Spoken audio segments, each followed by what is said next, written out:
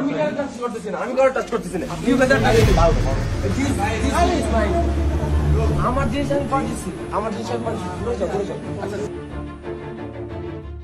ধর্ম অবমাননা প্রতিরোধে কঠোর ও সুস্পষ্ট আইন প্রণয়নের আহ্বান জানিয়েছেন জনপ্রিয় ইসলামী আলোচক ও আস-সুন্নাহ ফাউন্ডেশনের চেয়ারম্যান শায়েখ আহমদুল্লাহ। রোববার নিজের ভেরিফাইড ফেসবুক পেজে দেওয়া এক পোস্টে তিনি এ আহ্বান জানান। শায়েখ গভীরভাবে উদ্বেগ প্রকাশ করেন, সেই সাথে এমন ঘটনার পুনরাবৃত্তি ঠেকাতে কার্যকর আইন প্রণয়ন ও তার প্রয়োগ জরুরি বলে মনে করেন।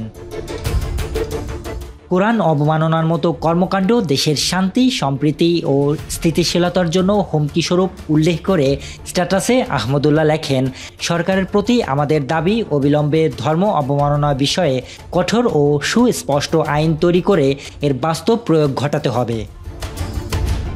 পোস্টে শায়েখ নর্থ সাউথ বিশ্ববিদ্যালয় প্রশাসনেরও জবাবদিহিতা নিশ্চিত করার উপর গুরুত্বারোপ করেন। তার মতে শিক্ষা প্রতিষ্ঠানে ধর্মীয় মূল্যবোধ ও পারস্পরিক শ্রদ্ধাবোধ জোরদার করা সময়ের দাবি।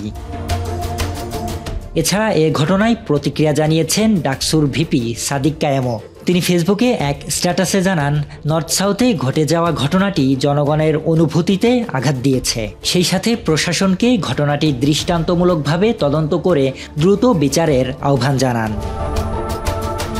এর আগে শনিবার নর্থ সাউথ বিশ্ববিদ্যালয়ের শিক্ষার্থী অপূর্ব পাল তার ফেসবুকে কোরআন অবমাননার কিছু ভিডিও পোস্ট করে। পরে তার সামাজিক যোগাযোগ মাধ্যমে ছড়িয়ে পড়লে তার শাস্তির দাবিতে সোচ্চার হন আপামর জনতা, যার জেরে ভাটারা থানা পুলিশ অভিযুক্ত অপূর্বকে গ্রেফতার করেন।